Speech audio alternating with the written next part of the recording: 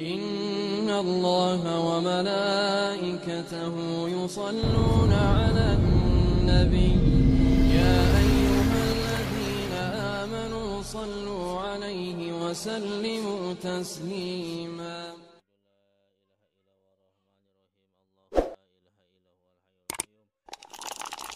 Preview.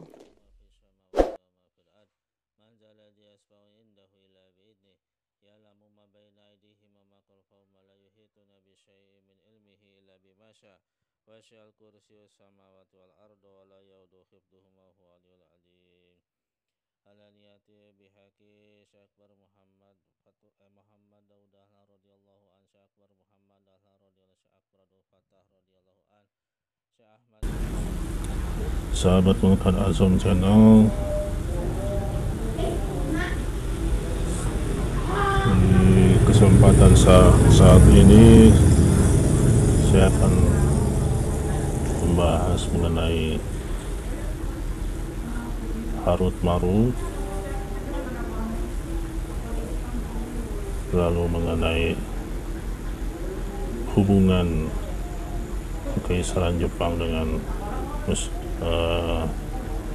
Egypt atau kerajaan Mesir kuno, dan juga mengenai tinta paling mistis sedunia yang ada di Jepang, yaitu tinta Mogeni Beni. Ya. Sebelumnya sahabat Mulkan Azam Channel, jangan lupa untuk melakukan subscribe, like, dan juga share ataupun komen, silahkan. Ya. Sebelumnya saya akan bacakan di sini tentang pendapat alim ulama mengenai ayat tentang malaikat Harut dan Marut. Ya. A'udzubillahi minasyaitonirrajim. Bismillahirrahmanirrahim. Ini saya akan bacakan artinya saja. Dan mereka mengikuti apa yang dibaca oleh setan-setan pada masa kerajaan Sulaiman alaihissalam. Dan mereka mengatakan bahwa Sulaiman alaihissalam itu mengerjakan sihir. Padahal Sulaiman tidaklah kafir dan tidak mengerjakan sihir. Hanya setan-setanlah yang kafir mengerjakan sihir. Mereka mengajarkan sihir kepada manusia dan apa yang diturunkan kepada dua orang malaikat di negeri Babil, yaitu Harut dan Marut. Sedang keduanya tidak mengajarkan sesuatu kepada seorang pun sebelum mengatakan, sungguhnya kami hanya cobaan bagimu, sebab itu janganlah engkau kafir. Maka mereka mempelajari dari kedua malaikat itu apa yang dengan sihir itu mereka dapat menceraikan antara seorang suami dengan istrinya. Mereka itulah ahli sihir yang tidak memberikan mudarat dan manfaat sihirnya kepada siapapun kecuali atas izin Allah. Dan mereka mempelajari sesuatu yang tidak dapat memberikan mudarat juga kepadanya dan juga manfaat. Sesungguhnya mereka telah meyakini bahwa barang siapa yang menukar kitab Allah dengan sihir itu, tidaklah baginya keuntungan di akhirat, dan amat jahatlah perbuatan mereka menjual dirinya dengan sihir kalau mereka lah mengetahui. Jadi kisah penyebutan tentang nama Harut Marut dalam Al-Quran ini hanya ada dalam surat Al-Baqarah ayat 102. Bahkan penyebutan kisahnya pun sangat pendek dan tidak panjang juga tidak detail. Dan karena hal tersebut banyak perbedaan pendapat di para ulama yang berkaitan dengan kata malakain atau dua malaikat. Pendapat pertama, Harut Marut adalah dua nama kabilah jin yang mengajarkan sihir, yang dengan demikian kata Harut Marut merupakan badal dari as-syayatin, yaitu setan-setan. Dapat ini pun dikemukakan oleh Syekh Ibnu Katsir radhiyallahu dalam pendapat juga kepada Ibnu Hazm. Hanya saja Ibnu Katsir dalam tafsirnya mengatakan pendapat yang sangat aneh dan asing. Lalu jika Harut Marut merupakan badal dari kata as-syayatin itu, lalu siapakah ini maksud dengan malakain dalam ayat tersebut? Menurut pendapat ini, kata malakain yang dimaksudkan adalah Jibril dan Mikail. Hal ini mengingatkan orang Yahudi mengatakan bahwa Allah telah menurunkan Jibril dan Mikail yang mengajarkan sihir. Lalu Allah pun menolak anggapan tersebut dengan mengatakan bahwa Sulaiman tidaklah kufur, tidak mengajarkan sihir.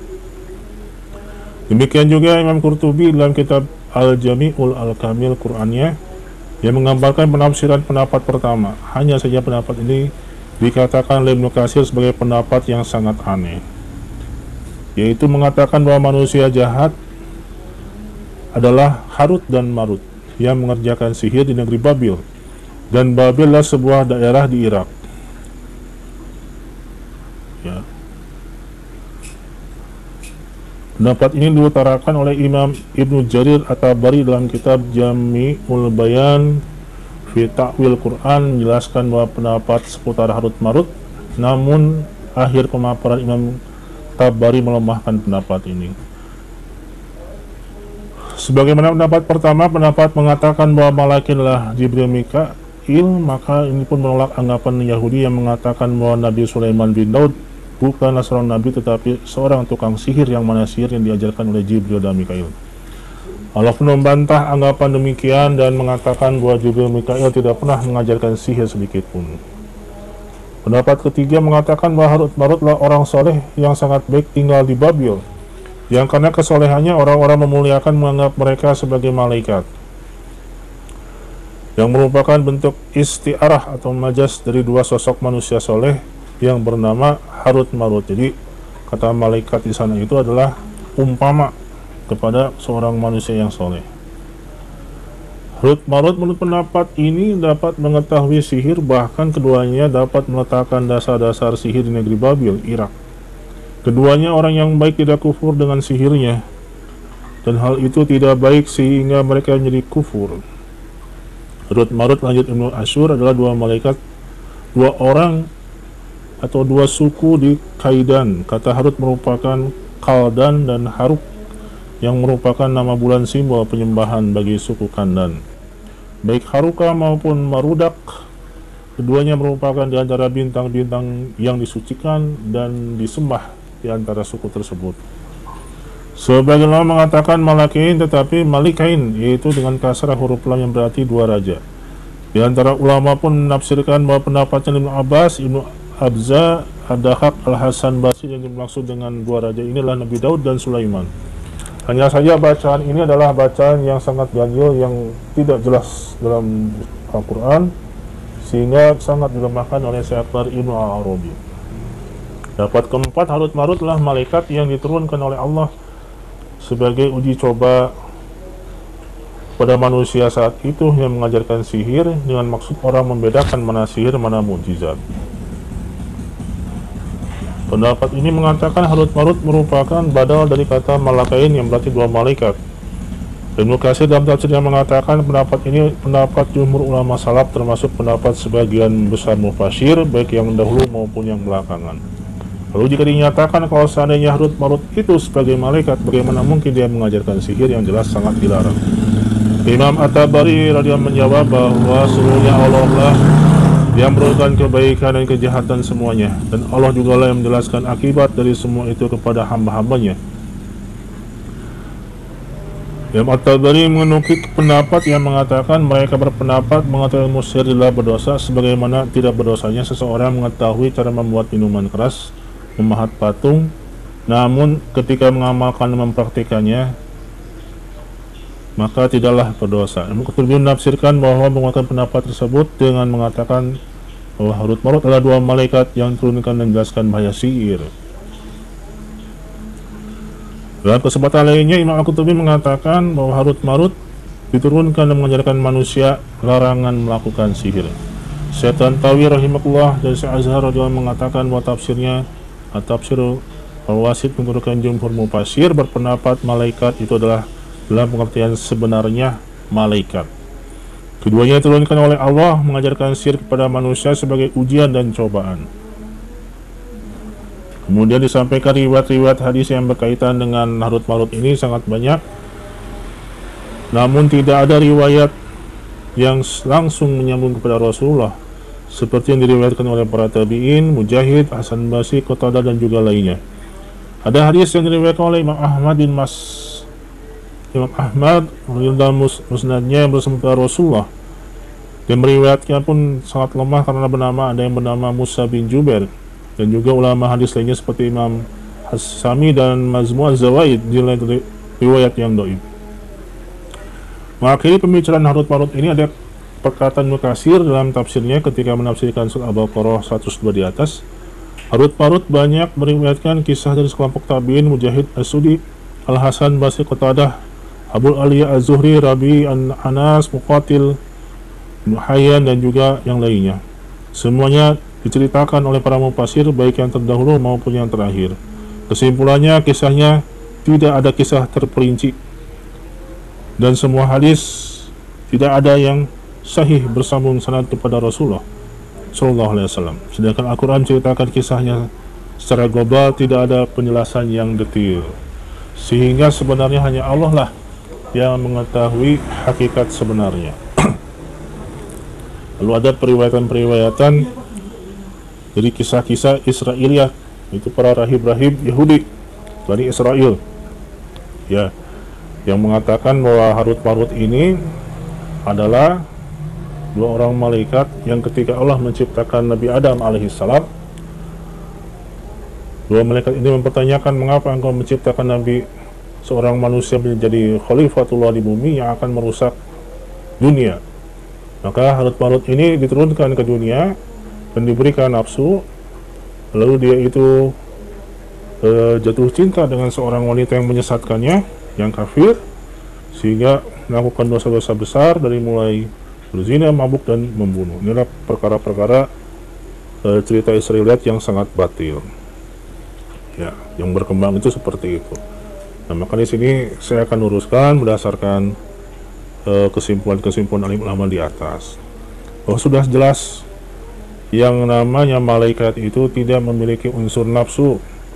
Bahkan dalam riwayat-riwayat hadis, Rasulullah melihat wujud malaikat itu hanya 2 kali. Pertama ketika melihat malaikat Jibril dalam wujud sesungguhnya, 2 kali ketika menyampaikan wahyu, yang keduanya ketika diisrokan dan dimi'rajkan. Selebihnya dari itu, malaikat Jibril berbentuk seperti manusia. Begitupun dalam kitab-kitab lainnya seperti kitab Durratun Nasin dan sebagainya. Jadi malaikat ini bisa berbentuk seperti manusia, ya, menjirim. Tapi walaupun dia berbentuk manusia, tetap dia itu tidak punya unsur nafsu, karena dia tetap sebagai malaikat. Kekuatannya itu untuk taat, tidak ada kekuatan untuk menentang. Seandainya diberikan nafsu dengan kudrat iroda Allah kepada malaikat, maka hal itu menjadikan malaikat itu yang memiliki nafsu untuk ingkar, berarti dia itu adalah manusia, stop, bukan malaikat, ya. Dan memang banyak malaikat-malaikat itu yang Allah tugaskan di bumi, ya, dalam hadis-hadis keterangan-keterangan para ulama, mencari para ahli zikir yang berzikir, ya, berkeliling dan ikut serta dalam majlis-majlis mereka, banyak. Nah, jadi yang perlu kita garis bawahi di sini, malaikat itu maksum, mau dia datangnya berbentuk berbentuk manusia, tetap dia tidak punya yang namanya nafsu. Dan nama malaikat itu sudah jelas, ya, kalau tidak punya nafsu berarti tidak wanita, tidak juga lelaki, tidak memiliki jenis kelamin, karena dia tidak berada dalam peranakan, karena dia sifatnya suci. Jangankan Allah yang maha suci, malaikat sendiri saja dia itu tidak berjenis kelamin. Nah, jenis kelamin itu hanya manusia, ya. Itu yang pertama, kita harus sucikan dulu. Lalu yang keduanya, malaikat yang diutus ke negeri Babil atau Babilonia, kalau kita lihat dalam sejarah, jadi di sana itu, negeri Babil itu adalah negeri atau kerajaan yang sangat kuat dan membudaya di zaman kuno, di zaman sebelum diutusnya Nabi Musa alaihissalam. Kita bisa dalam sejarah ada raja namanya Nebukadnezar, cucunya namanya Hammurabi menciptakan hukum Hammurabi, yaitu raja pertama yang menciptakan undang-undang untuk kerajaannya, ya, sangat luar biasa, ya, membuat kebudayaan. Namun Babilonia ini dia itu banyak mengembangkan kerajaannya dengan cara berperang. Dia itu tinggalnya itu di Sungai Efrat dan Tigris, ya. Jadi di sana itu penuh dengan peperangan, pembunuhan, bahkan dia itu sampai dengan mengambil tawanan-tawanan perang untuk menjadi budaknya, itu salah satunya dari Mesir, ya, Mesir kuno. Mesir kuno ini disebut juga dengan Egypt, ya. Mesir kuno itu namanya Egypt. Mesir kuno menyembah matahari, ya. Tapi kalau kita lihat, ya, asal muasal Mesir, jadi kalau kita lihat dalam sejarah yang namanya Ramses II itu ternyata keturunan ke-19 dari Firaun yang pertama, ya. Jadi Firaun pertama itu ke atasnya ada 18 generasi ke atas, ya. Bahkan dikatakan di zaman Nabi Musa itu ada, kalau dalam surat-surat yang mengatakan tentang Bani Israel, surat Al-Baqarah, ada seorang pendeta yang bernama Samiri. Dia itu bisa mengambil jejak dari malaikat dan membuat patung berhala lembu sesembahan dari Bani Israel sehingga kembali kufur. Nah, Samiri ini adalah Dajjal, dan dia hidup Allah berikan kepadanya berkuasa, Allah berkuasa memberikan kepadanya itu sehingga umurnya panjang sampai nanti akhir zaman. Nah, dari manakah negeri Babilonia itu mempelajari sihir asal muasalnya? Itu dari Samiri itu, pendeta tertinggi di Mesir kuno, ya. Di sana awalnya. Dan ketika ditahan saat itu oleh negara Babil itu, maka dia membuat sihir-sihir itu. Salah satunya membuat pandemi. Pandemi itu ya seperti sekarang corona, ya, wabah-wabah penyakit yang susah disembuhkan sehingga banyak suami istrinya itu yang bercerai. Sama seperti zaman sekarang, pandeminya luar biasa sehingga banyak pekerjaan tidak berpenghasilan, PHK, akhirnya ya banyak karena tidak tahan iman, takwanya kurang sehingga bercerai. Itu. Nah, semua kita dilindungi dari hal demikian. Dalam ujian hidup semuanya kita bergantung pada Allah, ikhtiar seperti biasa. Kita lanjut lagi. Nah, di sanalah Harut Marut itu menjelaskan apa itu sihir yang dahulu diajarkan oleh Samiri pada orang Babilonia, yaitu orang Egypt itu yang ditahanan-tahanan kerajaan Babylon. Dan apa anti sihirnya gitu. Nah, ini jadi Harut Marut itu mengajarkan, menunjukkan sihir itu apa, ya, dan yang namanya anti sihirnya seperti apa gitu. Karena namanya malaikat itu, malak itu salah satunya menjadikan utusan di sana itu, kan jadikan utusan, menyampaikan berita dari Allah seperti itu. Sehingga negeri Babilonia itu, singkat cerita, dia itu hancur dengan sihir, ya, sampai hancur. Lalu berubah dari Babilonia menjadi kerajaan Mesopotamia, ya, dan rajanya Hammurabi. Kalau Babilonia rajanya Nebukadnezar. Nah, di sanalah asal muasal dari sihir dan anti sihirnya. Nah, sahabat Mungkin Azam Channel, jadi Fir'aun yang pertama itu sudah sangat kuno sekali. Di sini Ramses II itu keturunan ke-19 ke-19, ya, 19 ada Ramses I, Seti I, Seti II. Oh iya, Ramses II the Great. Nah, ini zaman Fir'aun ketika sudah menyatu, ya. Jadi Pharaoh ini dikenal sebagai penjelmaan dewa matahari atau dewa Ra, ya, dewa Ra disebutnya itu. Kalau kita lihat nama-nama raja di sini, kalau kita di Wikipedia, ya, ada Sakhemre, ada Sobokotep, ya, nama-namanya itu Amenemhat. Ini nama-nama raja Fir'aun. Ada Amenemhat, ada Sunesret, ada Mentuhotep, macam-macam. Ada Intep, ya, ada Mehir-Hathor dan sebagainya.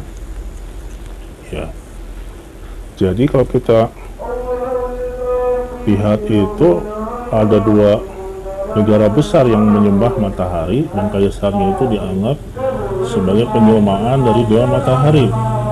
Yang pertama adalah kaisar Jepang, ya, kaisar Jimmu. Ya. Yang kedua adalah para Pharaoh Firaun. Dan para ahli meneliti dari para makam-makam raja di sana itu, piramid sebagainya, ada tinta-tinta yang digunakan menulis hieroglif.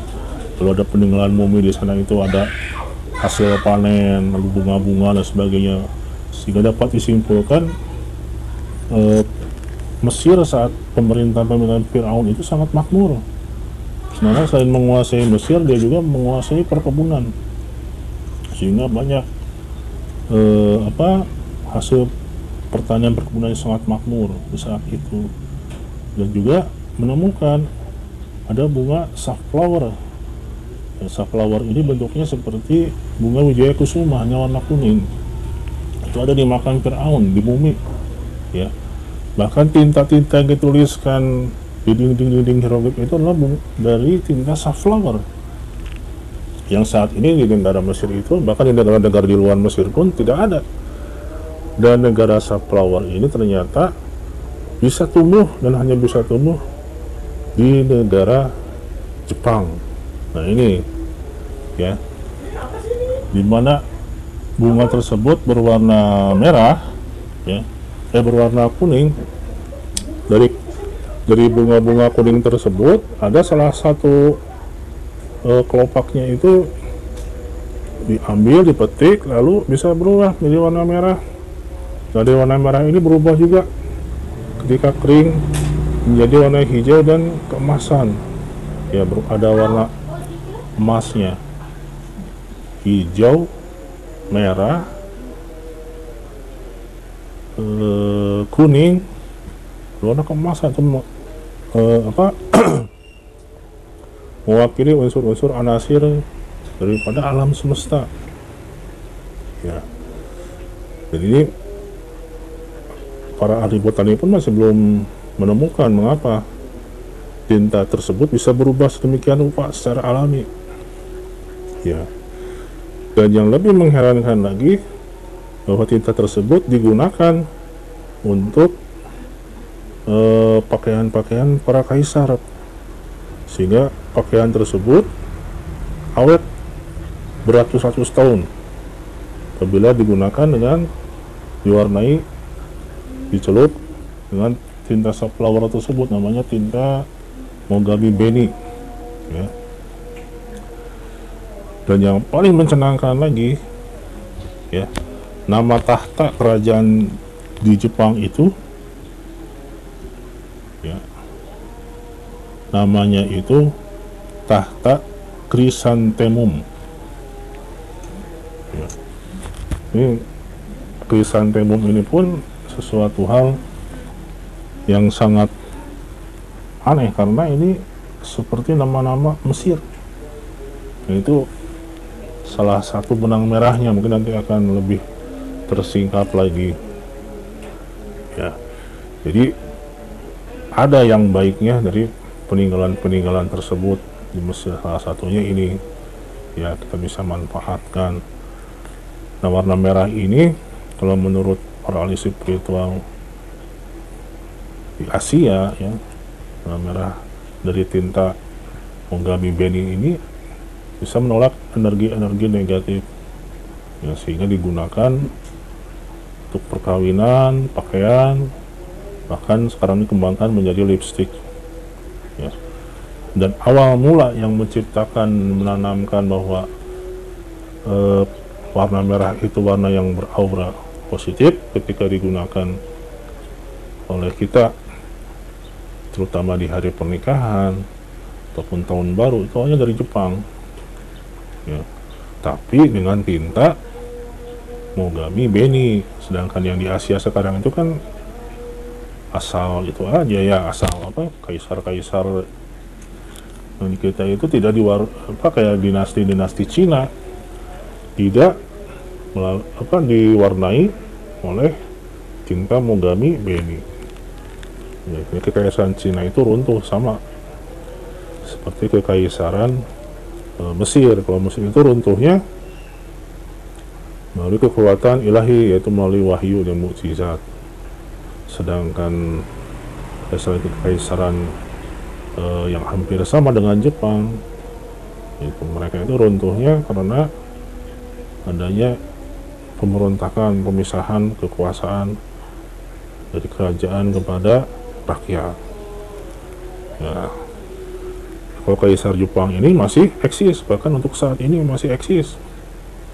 Kekaisarannya itu bahkan katakan akan terus ada, namun dibatasi kekuasaannya. Itu. Nah, salah satu sir daripada tinta, kalau kita tahu kan tinta Javaron, tinta Mist dan sebagainya, itu pengolahannya hanya berapa warna hasilnya, tidak mewakili anas, tapi begitu kuat. Jadi gunakan dalam wafak, dalam keilmuan wafak sangat kuat, tinta-tinta yang bersifat alamiah gitu. Apalagi ini yang mewakili 5 unsur dari alam, kuning, merah, hijau, ya, terus warna emas dan warna kilau. Satu lagi ada berkilau, emasnya itu emas kilaunya beda, hijau kemasan berkilaunya beda gitu ya. Seandainya kita gunakan untuk wafat, ya, untuk menulis doa mubarakah dari Al-Quran dan sebagainya, insya Allah lebih kuat, lebih tahan lama. Mesir berabad-abad, hieroglifnya kuat, daya tarik magnetisnya sangat kuat Mesir itu, walaupun kekaisarannya sudah hancur. Dan Jepang juga sama, di bom Nagasaki dan sebagainya, tetap semua ahli teknokrat, ahli ekonom, tidak ada yang bisa memprediksi Cina akan bisa bangkit, tapi ternyata bisa eksis setelah kehancuran, bahkan lebih pesat. Jepang itu lebih kuat ya. Barangkali itu saja yang bisa saya sampaikan di bulan Rajab ini. Semoga kita semua diberikan taufik, hidayah, inayah, rahmat Allah, sehingga lebih khusyuk dalam menjalankan ibadah ketakwaan kepadanya. Ada sebentar lagi maghrib mau buka, saya mau mohon diri, jangan lupa subscribe, like, komen ataupun share, dipersilahkan. Wabillahi taufiq wal hidayah. Assalamualaikum warahmatullahi wabarakatuh. Subhanallah bihamdihi, subhanallah bihamdika, asyhadu an la ilaha illa anta, astaghfiruka wa atubu ilaik.